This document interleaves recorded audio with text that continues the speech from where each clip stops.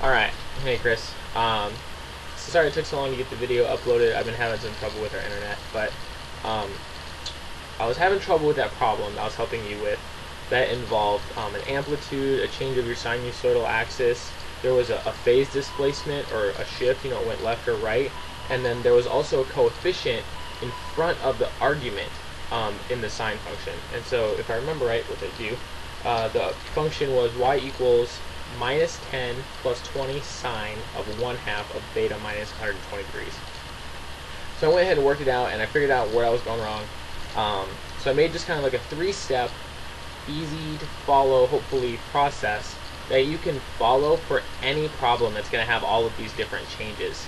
It'll work for both the sine and the cosine function, and hopefully you can be able to look at this for your quiz tomorrow.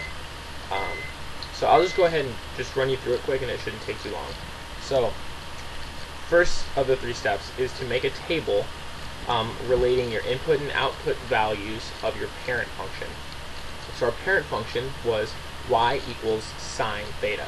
That was just the basic one. I changed the way we wrote that. I wrote y as f of x, like a function of x, equals sine of x. I did that just because later on we'll use y and theta. So here, earlier down up top here, here's the table. Here's our f of x. Here's x. Just went ahead and put down our points for x because those are what we input. 0, 90, 180, 270, 360.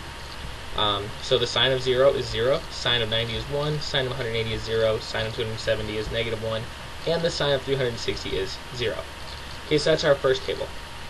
The next table that we want to make, we're going to relate the points or the values, or the points, not the values, but the points on the sinusoidal axis of the parent function to what they're going to be in our current function. So I just wrote them up here.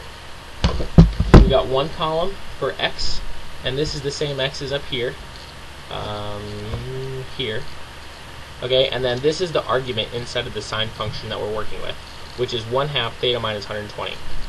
So you set these two equal to one another, because what you want to do essentially when you're trying to find your values is you're asking yourself, what value of theta can I put in order to get one of my critical values, right? So you want to get, the first one is 0. So what value of theta do you put in there? So just write a little algebraic expression. You set x equal to 1/2 of theta minus 120 and solve for theta, which I've done. And that's theta equals 2x plus 120. So essentially, just take your x values and follow that formula. So 2 times 0 is 0, plus 120 is 120. 2 times 90 is 180, plus 120 is 300. 2 times 180 is 360, plus 120 is 480, and so on and so forth. Okay, so these are going to be right here. These are going to be the points that you actually end up graphing on the graph that's going to contain this function, y equals minus 10 plus 20, 1/2 sine of theta minus 120. So keep those on this table. And now you're going to make one more table.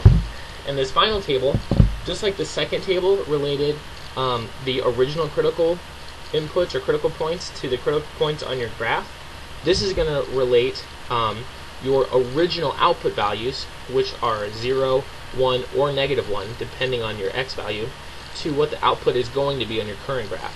Now those outputs are going to change because you've got a different sinusoidal axis and you have an amplitude. So that changes how tall and short it is.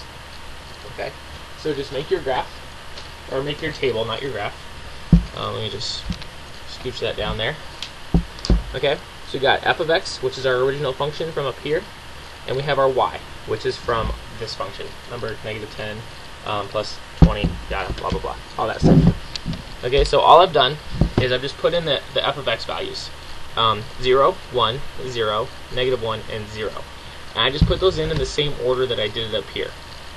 Okay, because these all correspond. Each row corresponds to one another. So when f of x was 0, okay, like the equivalent value, once everything has been shifted, is going to be y equals -10. Because in our parent function, y equals 0, or the x-axis, is the same as your sinusoidal axis. So what this means is that when the output is 0, it lies on your sinusoidal axis. So every time our output is 0, here, here, and here, it's going to land on our sinusoidal axis, which is negative 10, negative 10, negative 10. Now these values are going to correspond directly to this table. Really quick, don't forget the maximum value in your parent function is 1, and the maximum value in our current function is 10. Remember, because our sinusoidal axis is negative 10, our amplitude is 20, so negative 10 plus 20 is 10, and vice versa. Our minimum value is negative 30, because our minimum value in the parent function was negative 1, and so negative 10 minus 20, or plus 20 times negative 1 is 10, negative 10 minus 20, which is minus 30. Okay, so each of these tables relates to one another. So now pretty much all you do is you just use these points to graph your function. So you would normally graph it with 0, 0, and then you'd go to 90 on your x-axis or your sinusoidal axis, and then you'd plot 1, 180, 0, 270, negative 1, 360, 0. Now, instead what you want to do is just go point by point. So normally, when you would graph 0, 0, what you're actually going to do is you're going to go here and you go, okay, normally I put 0 for x, so instead I'm going to put 120. And then for that same value, I normally put 0, but instead I'm going to put negative 10.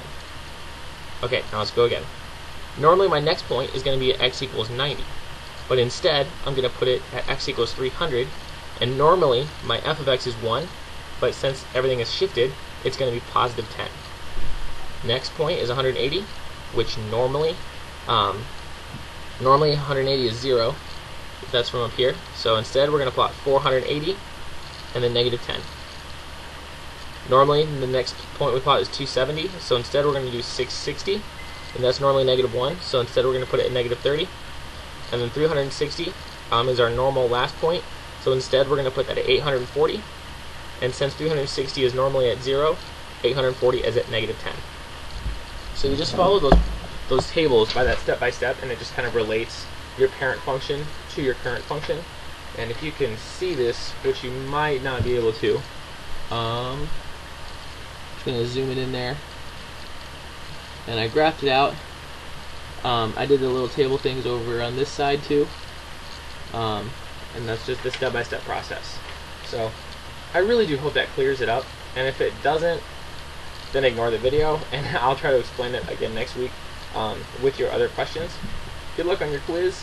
I'll be reviewing the stuff that you should be learning. I went ahead and emailed your teacher. Hopefully he'll get back to me. So yeah, I hope you do really well. We'll see you later, Chris.